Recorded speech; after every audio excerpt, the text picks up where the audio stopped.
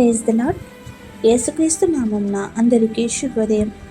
మార్చి 14వ తేదీ 2026 శనివారం కొరకు ఏర్పాటు చేయబడిన ఈరోజు శిల్వ వాక్య వాగ్దానం.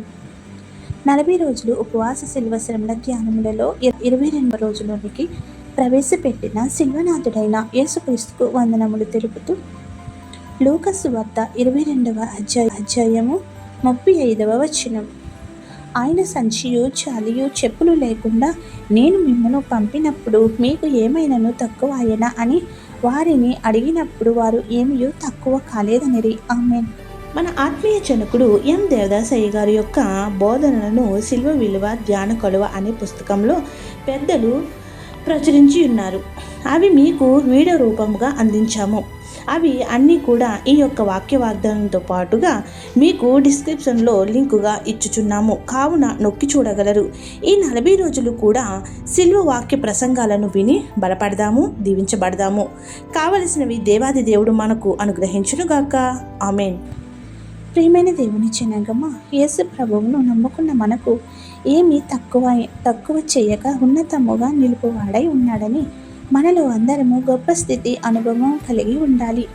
యేసు ప్రభువు సజీవులుగా ఈ భూలోకంలో ఉండగా తన శిష్యులను వివిధ ప్రాంతాలకు పంపినప్పుడు ఆయన వారి చేతికి ఏమీ ఇవ్వకుండా కనీసం చెప్పులు లేకుండా పంపినప్పుడు ఏమీ తక్కువ కాలేదు కదా అని ఆయన వారిని ప్రశ్నించి ఉన్నాడు, సాక్ష్యం చెప్పాను.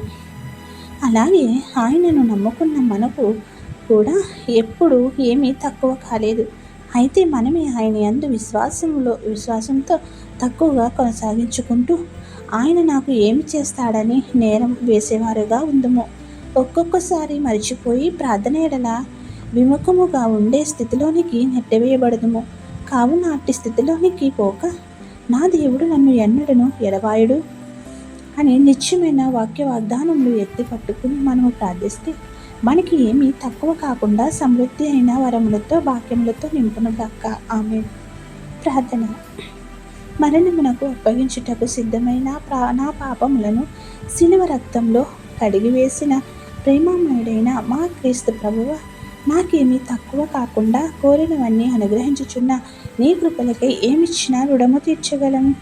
నీ శిలువను తలంచుచు ఈ శిలువ ధ్యానములలో మాకిచ్చిన గొప్ప స్థితిలో తగ్గింపు కలిగి నా దేవుడు నన్ను విడవడు ఎడబాయడు, నా యొద్దనే ఉన్నాడని ఉన్నతమైన స్థితిలో నిన్ను ప్రార్థించే సన్నిధి అంతస్తులో మమ్ములను నిలుపమని మాపై నీ రక్తమును కుమ్మరించి శుద్ధులుగా చేసి పరిశుద్ధాత్మ వరములతో నింపమని వేడుకొనుచున్నాము. మా జీవితములను శుద్ధీకరిస్తున్నందుకు వందనములు తెలియజేస్తున్నాం.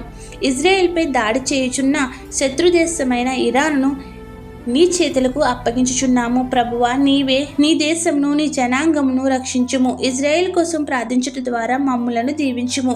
ఈ యుద్ధం వల్ల మా బిడ్డలు ఎందరో ఇబ్బందులు పడుచుండగా నీవే వారికి తోడై ఉండి కాపాడమని వేడుకుంటున్నాము.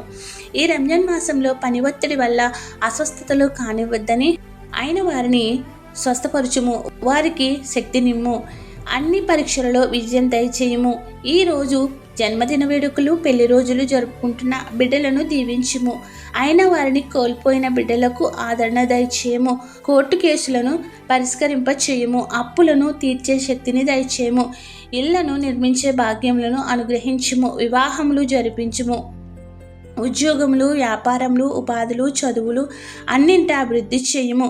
ఏ అంశం మరచితమో విడిచితమో అవన్నీ నీకే సమర్పిస్తూ తండ్రి, కుమార, పరిశుద్ధాత్మ శిల్వనాథుడైన యేసుక్రీస్తు మనలను అన్నింటి ఆశీర్వదించి సమృద్ధి అయిన ఫలములతో నింపునుగాక. ఆమేన్. ఇట్లా దేవుని సువార్త పరిచర్యలో మీ సహోదరి. ఆమేన్. God bless you. అందరికీ మరణాత.